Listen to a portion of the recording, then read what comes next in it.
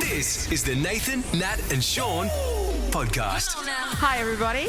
Morning, how are you guys? Good. Am I here? Yeah, Well, you you're are here, here. Ross. Sweet. We can definitely see you. I wasn't here at the start of the week because I was still in Bali after our holidays. I stretched it after a wedding and, It's legit the biggest scam of all time that you managed to squeeze an extra 2 days of holidays by working from Bali. I do feel like, though, I took one for the team now Yeah, I because this know. opens the floodgates to see. I mean, you travel extensively. I do, yeah. I do love to travel, but I don't want to have to lug the equipment around with me. It was just, what was it, an iPad and a microphone? That's and all it was, and yeah? some headphones. Yeah, I walked around and getting through the airport, it was like I was just taking what you would take a laptop in a cover like that. Yeah, so sure. Just over the shoulder, mate. Away we go. Ross, so this is the future, Ross, for you because your kids are young. You want to spend as much time as possible, particularly in the school holidays. You can do this yourself. That'd be great, although I have to press the buttons and I can't do that remotely. That's a good point. Okay. Also, you came into the problem that you wouldn't know you'd have until you tried to work in Bali. What happened at 1 a.m. and kept you up?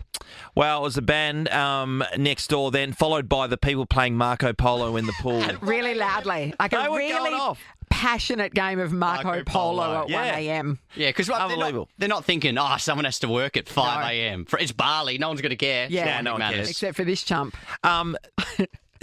Being over there and doing your job over there was really interesting. And the best thing about when you're on holidays, and I think it's more for maybe countries that are closer to WA or Sure. Australia, where people go and move over and try to live a different lifestyle. So, So is technically... this what you're aiming to do? Every day. Is to buy yourself a villa up there? Because is that why you liquidated your assets in Secret Harbour? Should've Because we seen all that saw that story. in the article, Cost didn't of we? livings, my friend.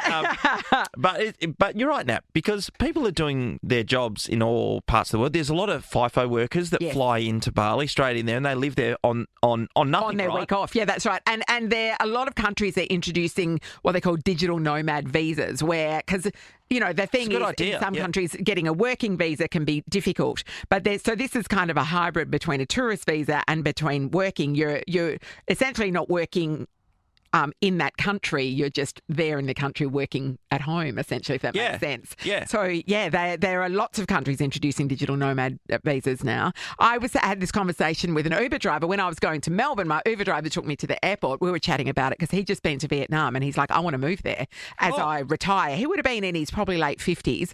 And he's like, yeah, I can't afford to live well and retire in Australia. So he was definitely looking at countries in Southeast Asia that might be able to accommodate him well, where he could still live a good life, And the thing is, you can live on the beach. You can, there are now expat communities in these countries.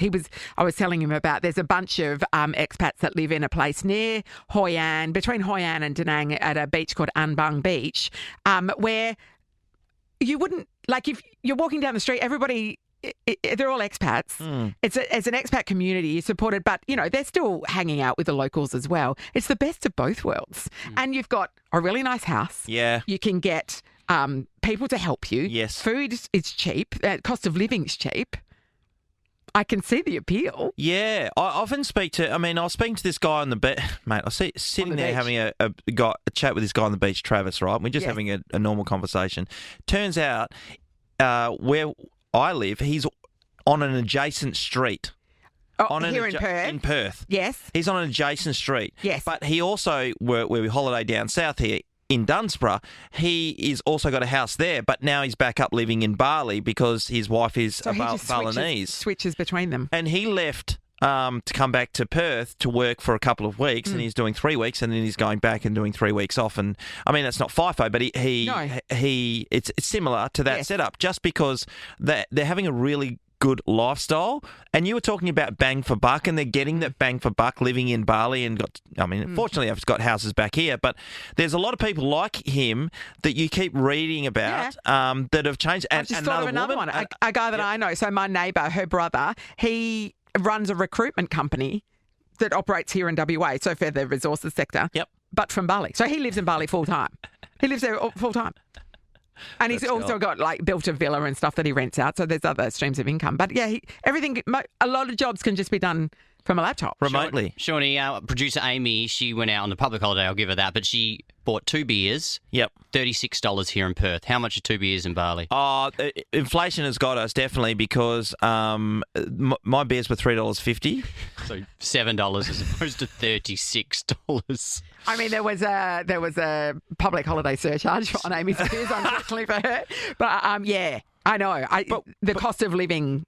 But we were going out and having really big meals, and so the other night we were out, and I was paying for 4, right? And it was on Tuesday night, and we went to this Italian restaurant, and it was the most expensive meal I had in Bali, and it was $120 For the 4 of you? the 4 of us. And normally back here, I can't go out for less than $300, right? And I'm really making sure the kids are going easy on trays. They're out the door these days. There's no garlic bread. Yeah, we are. But then, so that was most expensive. Most of the other places we were eating out, and it was costing me $70. Yeah. And even then, we were full. Megan, my wife, was having. I keep saying it all the time, but she was drinking margaritas like they were liquid gold. She was just downing them left, right, and centre. And I'd have a couple of beers, and we walk away with $70 or something. Yeah. And you cannot do that anywhere in Australia. And therefore, you're going, I can do this. Wow, this is easy. So when are you moving? I haven't told Dave, our boss, yet. So. He won't know. He won't know. He won't even notice. We'll just say Sean's broadcasting from home today. Oh, Sean's just late again. Yeah, that's right. Yeah. That's Could you see yourself moving to another country? I look at you now because you love to travel. I do love to travel, and I like in a fantasy land where I win lotto. I could see myself living somewhere like France or Italy. I could definitely see myself, under the Tuscan sun in it. Just because I think that, like, I do love the European culture. I could easily live in Vietnam, but it doesn't hold the same allure to me to live there long term. But I can see the appeal, why people would want it. It's a very easy life, and it's and bang for your buck goes a long way. Whereas I don't think you're going to get the same bang for your buck in Paris. Yeah, I have my moving dream. 2 kids, 5 and under. I live in. Don't say that. 5 and under. You said under 5 the other day, and you got in trouble. I got pulled up by the wife. He's 5 years old, not under 5. We currently live in Wembley. I'd love to move to West Wembley, which is the nicer part. I know it's not quite Europe, but West Wembley is where That's your dream, is to move like 3 streets over. Yeah, I think that's as much as I could probably handle. But Ross, I see you go down south regularly, in WA that is, on holiday breaks. Could you see yourself living in amongst that community with a young family? I would like to. I've got a mate that actually did that. He just put up stumps and went to live in Dunsborough and worked in cave tours. Cave Dave, they call him. And he's Cave Dave. Cave Dave. Lives on the beach and living his best life. What rhymes with Ross? There's a couple. You could be Toss Ross. Great. Well, something to think about for all of us. That's right. It's doable these days. Okay, Sean's really sowing the seed here. I am. I see what's happening. Yeah, I mean, come on. Interest rates way too high. I don't care about 1 cut. We need 15 to get us back down to net zero. You've got 1 less mortgage now, mate. Remember, you sold that house?